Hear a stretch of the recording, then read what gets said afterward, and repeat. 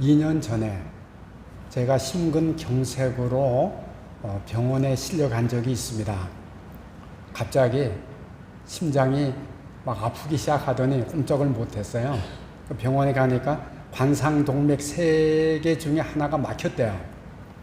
수술을 했습니다. 스텐트 삽입 수술을 했습니다. 그렇고 모든 게 다 끝난 줄 알았는데 퇴원 준비하고 있는데 갑자기 쓰러지게 된 거예요. 그래서 쓰러지면서 좀 많이 다쳤는데, 부딪혀가지고 얼굴을 벽에 부딪혔는지 하여튼 많이 다쳤는데, 가서 보니까 부정맥이 온 겁니다.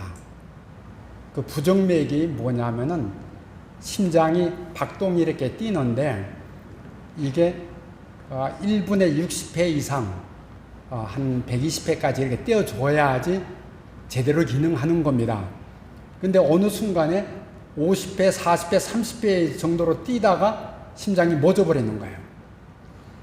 60회가 안 되는, 그래서 심장이 멎어버리는, 그게 부정맥이라고 그럽니다.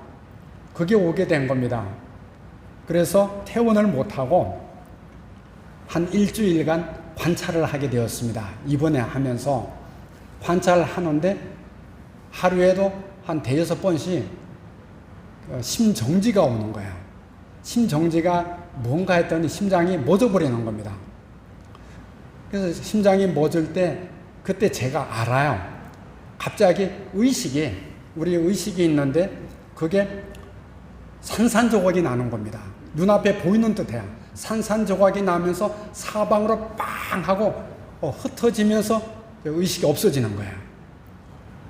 그래서 정말로 심장 정지가 되는가 하고 중환자실 침대에 이렇게 앉아 있다가 그런 일이 많이 있었거든요. 와가지고 뒤를 돌아봤습니다. 뒤쪽에는 체크하는 게 있어요. 맥박, 심장이 이렇게 뛰고 이렇게 하는 체크가 계속 되고 있었습니다. 맨 위쪽에 심장 뛰는 그래프가 이렇게 나와 있는데 의식이 파편화되는 순간에 쫙 돌아보니까 거기 일직선으로 쫙 나가버리더라고요. 안 뛰고 있었다는 얘기예요. 일주일 동안 관찰하다가 안 되겠다 해서 심장 박동기를 달았습니다. 지금 달고 있어요. 심장 박동기가 뭐냐면은 이게 이제 하나의 컴퓨터고 전지로 되어 있습니다. 그래서 심장이 1분에 60회가 안 되는 한 40회 이하 이렇게 되면은 이 작동을 해가지고 심장에 전기를 보내서 뛰게 해주는 그 기능이었습니다. 그걸 달고 이제 이렇게 살고 있습니다. 근데 그 이후에 문제가 뭐냐면은 제 의식이 바뀌었다는 겁니다. 과거에는 죽음이라는 것을 나에게 일어나는 일로 생각은 했지만은 당장 일어나는 일은 아니다, 그렇게 생각을 했었습니다. 근데 그 이후에는 죽음이 가까이 온 거예요. 친구로 옆에 있는 겁니다. 죽음과 동행하는 삶을 살고 있는 겁니다. 그래서 지금도 매일 죽음과 동행하면서 내일을 기약할 수가 없어요. 오늘 살면은 사는 거. 그러니까 오늘 지금 충실해야 되고, 지금 이 순간을 최선을 다해야 되고, 이 순간에 의미 있는 삶을 살아야지 내일을 기약할 수가 없어요. 내일 아침에 일어나서 눈을 떠야 오늘도 살아있구나, 그걸 깨닫는 그런 삶을 살고 있습니다.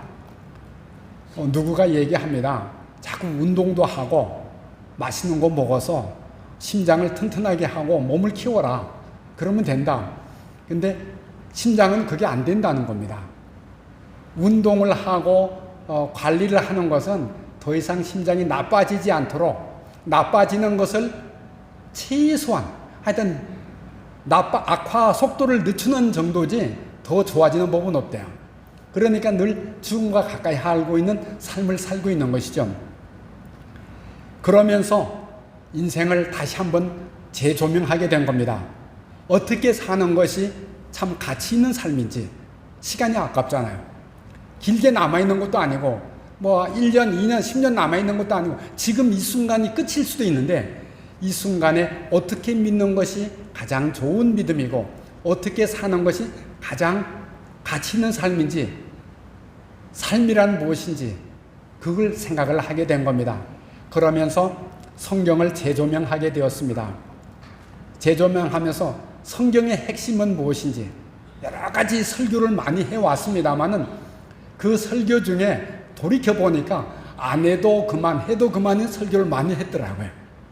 정말 꼭 필요한 가치 있는 설교를 한다면은 안 했을 법한 그런 설교를 많이 하면서 정말로 신앙인으로서 가치 있는 삶이 무엇인가 생각을 하면서 이제 성경을 다시 보게 되고 그 결과 오늘 또 본문이 나오게 된 겁니다. 오늘 본문을 통해서 구약 성경의 핵심, 신앙의 핵심, 가장 바탕, 신앙에서 가장 기초적인 것이 무엇인지 그래서 한번 생각해 보고자 합니다.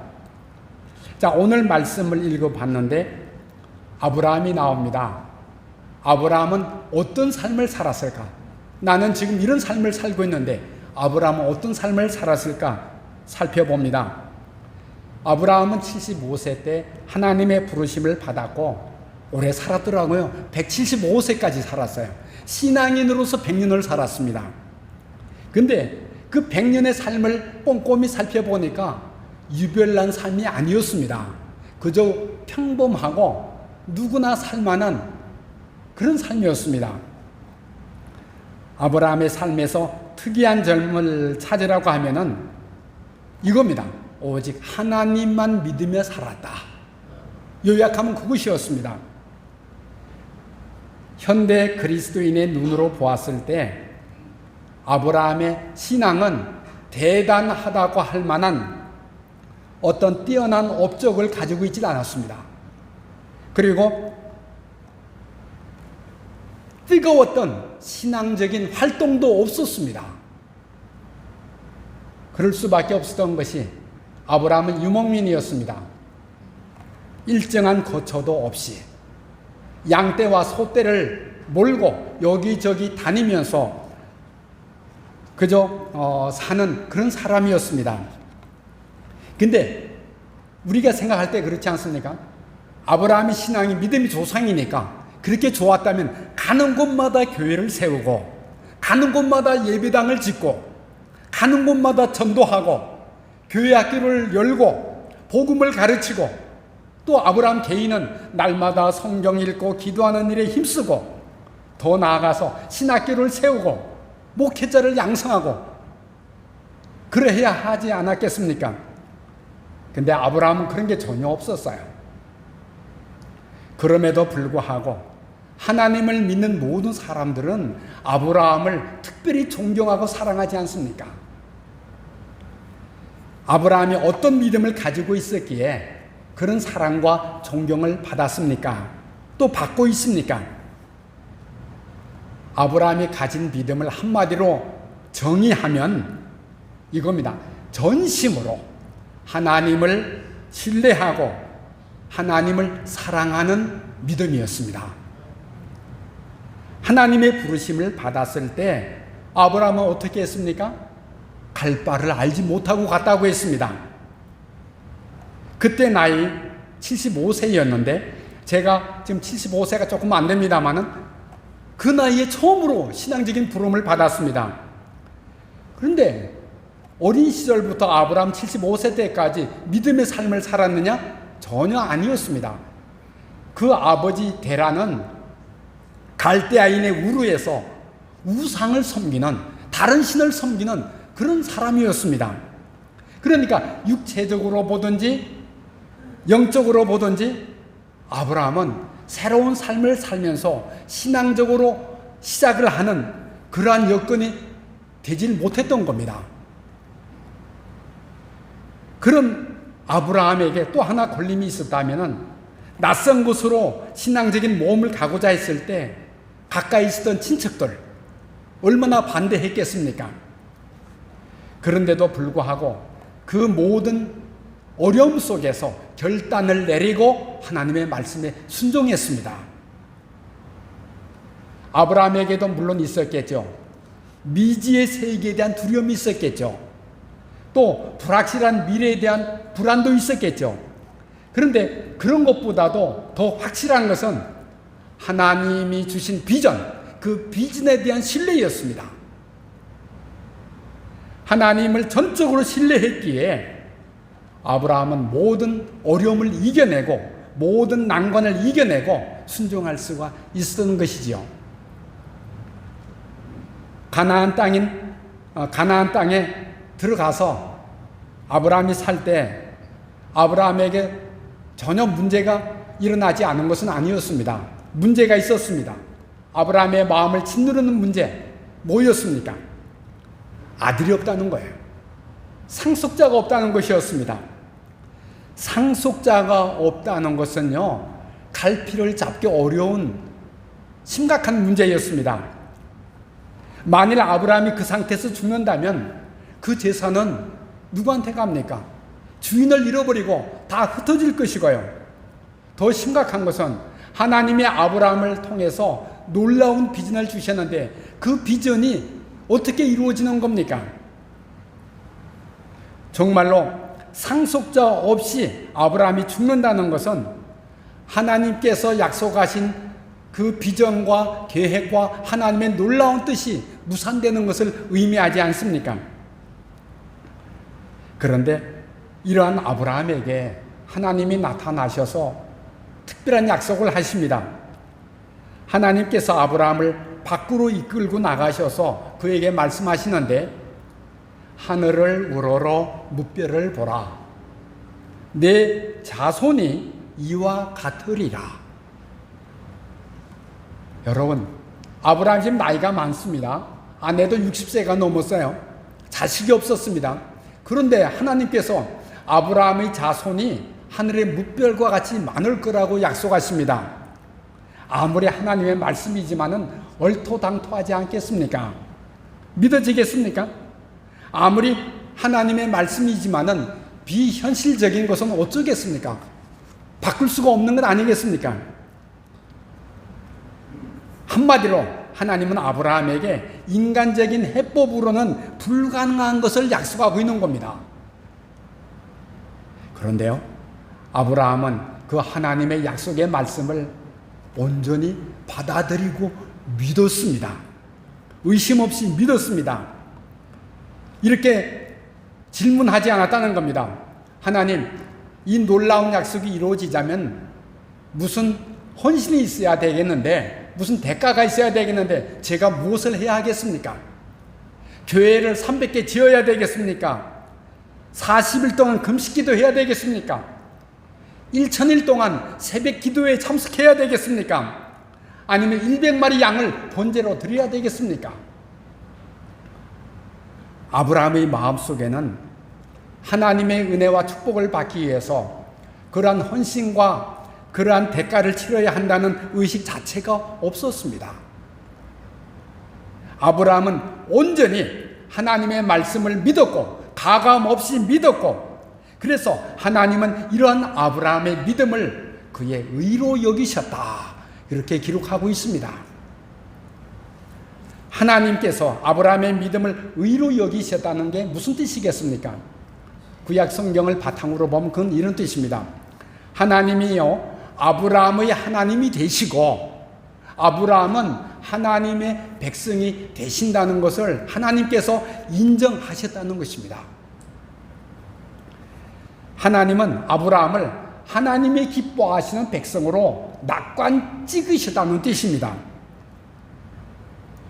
여기서 중요한 것은요, 하나님을 위해서 아브라함이 행한 어떤 공로나 어떤 업적 때문에 하나님이 아브라함을 의롭다고 여기신 것이 아니라 온전히 하나님의 말씀을 받아들인 것 때문에, 신뢰한 것 때문에, 의심 없이 믿은 것 때문에 아브라함을 의롭다고 여기셨다는 사실입니다.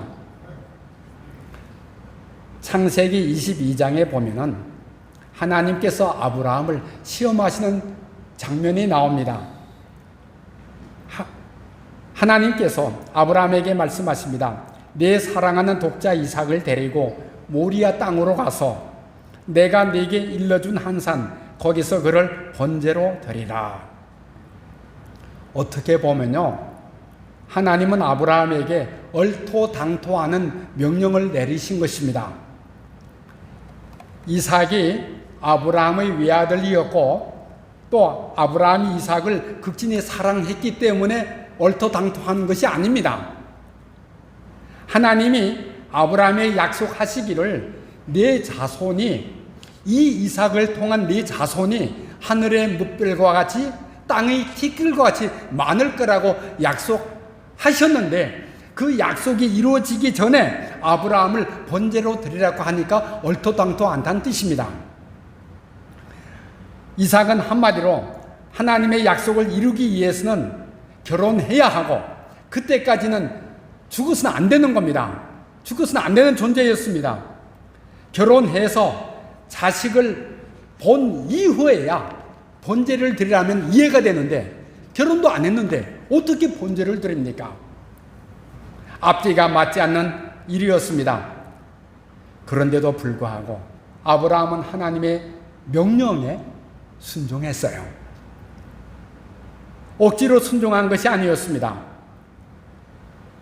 하나님의 말씀에 순종하는 아브라함의 행보에는 한 일말의 의욕이나 망설임도 없었습니다. 어떻게 아브라함이 이처럼 당당할 수가 있었습니까? 그 이유가 히브리서 11장 19절에 나옵니다. 이삭을 번제물로 드리더라도 능히 하나님이 이삭을 죽은 자 가운데서 다시 살리실 줄로 생각했다고 했습니다. 이것이 유일하신 하나님을 경외하는 아브라함의 믿음이었습니다. 하나님을 온전히 신뢰하는 아브라함의 상황 해석이 여기에 돋보이지 않습니까? 아브라함은 모든 상황 해석을 인간적인 관점으로 행한 것이 아니라 오직 하나님의 관점으로 행하고 있는 것입니다. 이것이 바로 마음을 다하고 뜻을 다하여 하나님을 사랑하는 아브라함의 믿음이었습니다. 그런데 하나님께서 아브라함에게 요구하신 이 믿음, 이것은요, 구약시대 이스라엘 백성에게 요구하신 하나님의 믿음이기도 했습니다. 하나님이 당신의 백성에게 요구하신 믿음이 어떤 믿음이었습니까?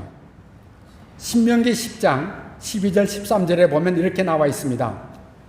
이스라엘아, 내 하나님 여호와께서 내게 요구하시는 것이 무엇이냐? 곧 내 하나님 여호와를 경외하여 그의 모든 도를 행하고 그를 사랑하며 마음을 다하고 뜻을 다하여 내 하나님 여호와를 섬기고 내가 오늘 내 행복을 위하여 내게 명하는 여호와의 명령과 규례를 지킬 것이 아니냐? 언뜻 보면 대단히 복잡해 보입니다. 하나님께서 당신의 백성에게 요구하시는 믿음이 대단히 어렵고 또 광범위한 것처럼 보입니다. 근데 핵심은 하나입니다. 아주 간단해요. 그 요구하시는 것의 핵심이 무엇입니까? 오직 하나님께만 예배하라는 겁니다. 하나님만 섬기라는 거예요. 하나님은 어떤 분이십니까? 천지를 창조하신 분이세요. 이스라엘 자손을 당신의 백성으로 부르신 분이십니다. 그 하나님은요, 우리를 죄 가운데서 구원하기 위하여 예수 그리스도를 이 땅에 보내신 분이십니다. 그렇기 때문에 예수 그리스도의 아버지 하나님 이외에 다른 하나님은 없습니다. 예수 그리스도의 아버지 하나님만이 유일하신 하나님이요, 그 밖에 신으로 불리는 모든 존재는 우상에 지나지 않습니다. 우상은 세상 사람들로부터는 신으로 인정을 받을지는 모르지만 결코 하나님이 아닙니다. 그 하나님이 당신의 백성에게 요구하시기를 어떻게 하셨습니까? 살아있지도 않고 아무 능력도 없는 우상을 섬기거나 우상에게 빌지 말고 참 하나님, 살아계시는 하나님, 유일한 하나님, 예수 그리스도의 아버지 하나님만을 신뢰하고 그에게만 예배하고 그에게 의탁하라는 겁니다. 하나님의 요구가 얼마나 분명하고 단순하고 쉽습니까? 하나님의 요구가 이만큼 단순하고 쉬운데 그것을 받아들이는 우리 하나님의 백성들의 삶의 상황이 워낙 다양하기 때문에 하나님은 이걸 여러 가지 다양한 표현으로 우리에게 말씀하고 계시는 겁니다. 어떤 표현들이 있습니까? 첫째는 내 하나님을 여호와를 경외하라. 또 다른 표현은 내 하나님 여호와를 사랑하라. 이렇게 표현하고 있고요. 또 한편으로는 마음을 다하고 뜻을 다하여 내 하나님 여호와를 섬겨라. 또 한편으로 그 여호와의 명령과 규례를 지켜라. 이렇게 다양하게 표현하고 있는 겁니다. 핵심은 하나님만이 유일하신 하나님이기 때문에 그 하나님께만 예배하고 하나님만 섬기라는 겁니다. 그런데 이러한 하나님의 명령을 받고도 구약시대 이스라엘 자손은 이 하나님께만 예배하는 삶을 살지 못했습니다. 사사시대를 보아도 열왕기 시대를 보아도 이스라엘 자손들은 끊임없이 우상을 섬기는 그런 유혹에 빠져들어갔습니다. 이스라엘 자손은 우상을 섬기고 싶은 유혹을 떨쳐버리질 못했습니다. 우상을 섬기는 것이 얼마나 매력적인지 그 매력에 빠져서 오직 하나님만을 경외하고 마음을 다하고 뜻을 다하여 하나님을 사랑하고 하나님께만 예배하라는 이 말씀이요 잊혀진 겁니다. 사문화되고 만 겁니다.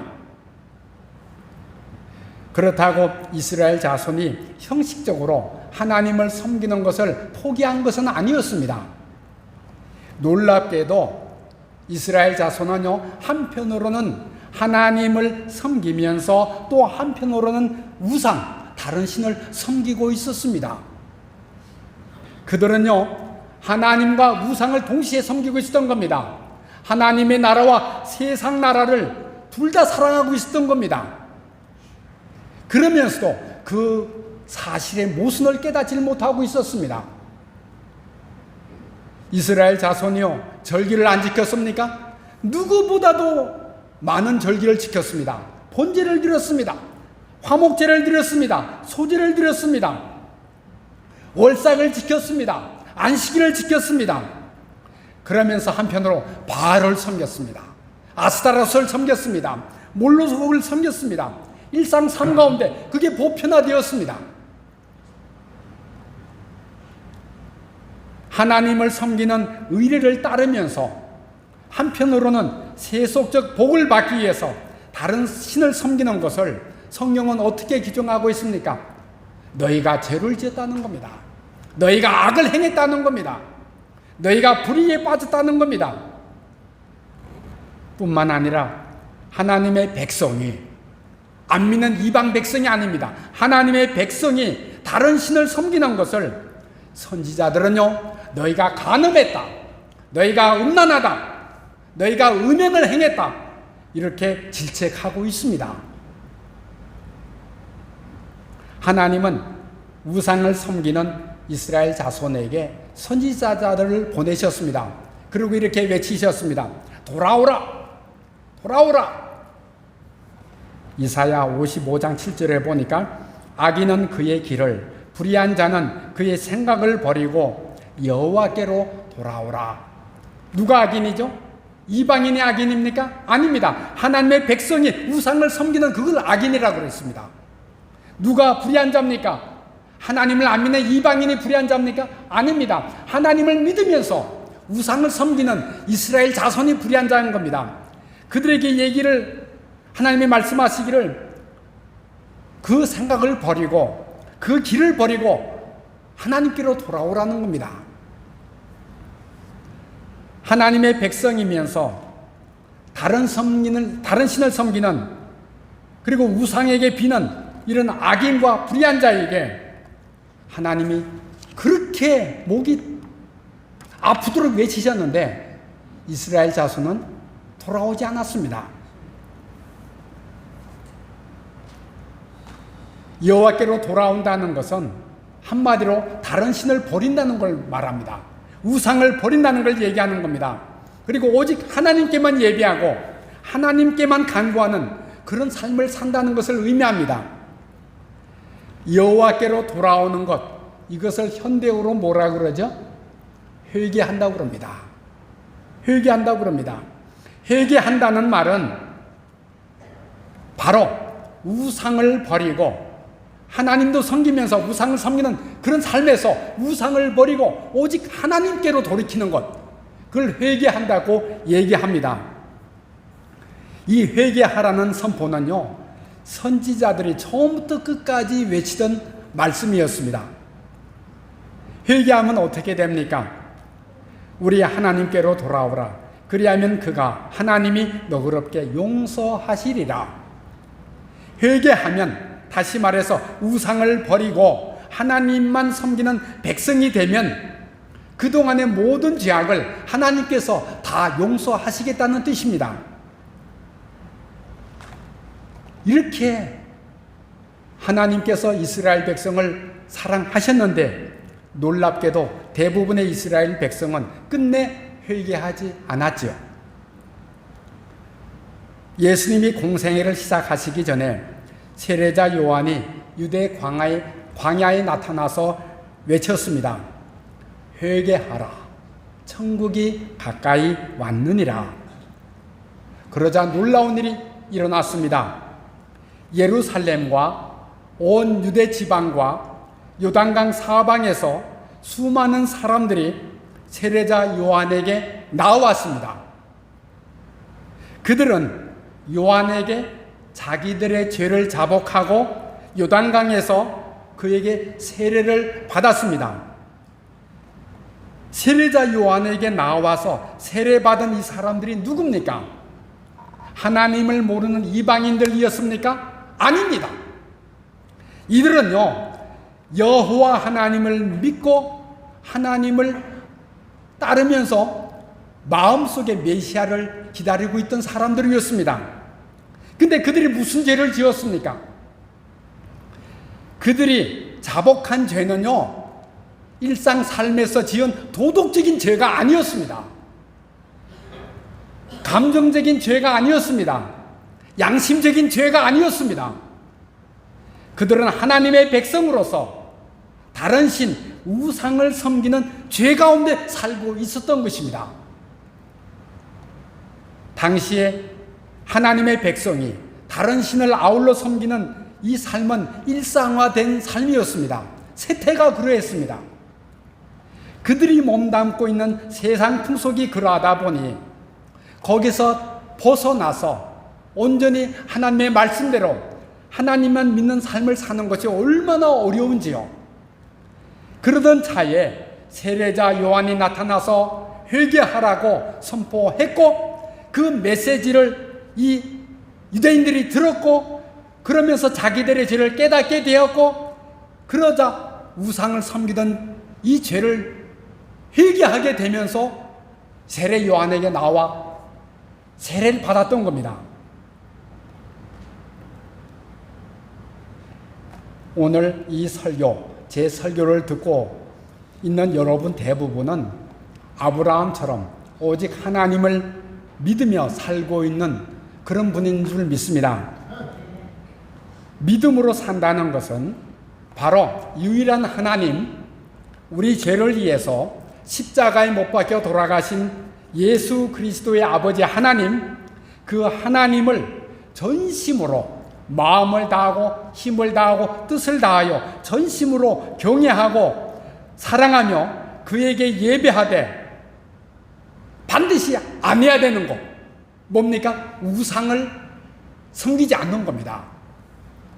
그것이 바로 믿음으로 사는 것입니다. 그런데 오늘날 우리가 미처 깨닫지 못하는 함정이 우리 삶 가운데 숨어 있을 수가 있습니다. 오늘날 바알도 몰록도 없습니다. 바알을 섬기거나 몰록을 섬기는 사람 없습니다. 그런데 전혀 생각하지 못한 다른 형태로 우상이 우리에게 다가올 수가 있습니다. 예수님이요, 어떻게 가르치셨습니까? 너희가 하나님과 재물을 겸하여 섬기지 못한다 하고 가르치셨습니다. 그러니까 이 재물로 표현된 이 어떤 존재가 우리에게 우상이 될 수 있음을 예수님이 경고하신 것입니다. 성경에 재물로 번역이 되어 있지만은 이 재물엔 여러 가지 의미가 있습니다. 또 여러 가지 형태가 있습니다. 가장 쉬운 것은 돈이 재물이 될 수가 있습니다. 은행의 예금, 주식, 이게 재물이 될 수가 있습니다. 또 부동산이 재물이 될 수가 있습니다. 토지, 건물, 재물이 될 수가 있습니다. 그것뿐이 아닙니다. 사업이 우리의 재물이 될 수가 있습니다. 재물이 사업의 형태로 우리에게 다가오는 겁니다. 권력이 우리의 재물이 될 수가 있습니다. 조직체의 어떤 능력이 우리의 재물이 될 수가 있습니다. 물론 재물 자체는 선한 것도 아니요 악한 것도 아닙니다. 재물 자체가 우상이 되는 것은 아니라는 뜻입니다. 문제가 뭡니까? 재물을 사랑하는 거예요. 누구보다? 하나님보다 사랑하는 겁니다. 재물을 욕망하는 그 마음이 우리 마음에 있는 겁니다. 그러다가 보니까 이 재물이 우리의 건강과 생명을 지켜준다고 생각을 해요. 이 재물이 우리의 삶과 안전을 보장한다고 생각을 하는 겁니다. 그렇게 하면서 모든 것을 하나님에게 맡기고 하나님을 섬기고 하나님을 따르는 것이 아니라 재물에게 위탁하면서 재물을 떠받드는 거예요. 하나님처럼 재물을 떠받드는 것, 이게 오늘날 우리가 감당해야 할 우상인 겁니다. 하나님께서 우리에게 재물을 맡기신 것은 하나님의 구원과 하나님의 나라를 위해서, 다시 말해서 우리의 도움이 필요한 이웃을 위해서 그 재물을 유익하게 사용하도록 하기 위해서인 겁니다. 마지막 한마디만 더 하겠습니다. 레위기 11장 45절에 보면 하나님이 이스라엘 자손에게 이렇게 명령하십니다. 내가 거룩하니 너희도 거룩할지어다. 하나님의 백성이 거룩하다는 말씀이 무슨 뜻이겠습니까? 하나님의 백성이 거룩하기 위해서 가장 먼저 해야 할 일은요, 우상을 섬기지 않는 겁니다. 그리고 하나님만을 하나님으로 섬기는 것입니다. 우리가 믿음으로 산다는 것은 다른 말로 표현하면 거룩한 삶을 사는 것을 말합니다. 주님 오실 때까지 믿음으로 살기를 축원합니다. 농부는 열심히 농사를 짓되 믿음으로 짓습니다. 어부는 열심히 고기를 잡되 믿음으로 고기를 잡습니다. 공무원은 열심히 일하되 최선을 다하되 믿음으로 자기 일을 하는 겁니다. 이 믿음으로 산다는 것은 우상을 섬기지 아니하고 우상을 멀리하고 오직 하나님만 예배하고 하나님만 의탁하면서 사는 것을 말합니다. 그러했을 때 하나님께서 영생을 보장하십니다. 그랬을 때 하나님께서 칭찬을 우리에게 준비하십니다. 하나님의 나라를 예비하십니다. 믿음으로 살아서 주님 오실 때까지 칭찬과 영광과 존귀를 얻을 수 있기를 축원합니다. 기도합니다. 아버지 하나님 감사합니다. 저희가 이 세상에 살면서 가치가 없고 또 의미가 없는 여러 가지 삶을 버리고 온전히 우상을 떠나서 하나님만 섬기며 하나님의 뜻을 행하며 하나님의 나라를 구하며 하나님을 사랑하는 그러한 삶을 통하여 우리 하나님의 영광을 나타내고 모든 사람들에게 하나님의 나라를 선포할 수 있도록 축복하여 주시옵소서. 예수님 이름으로 기도합니다. 아멘.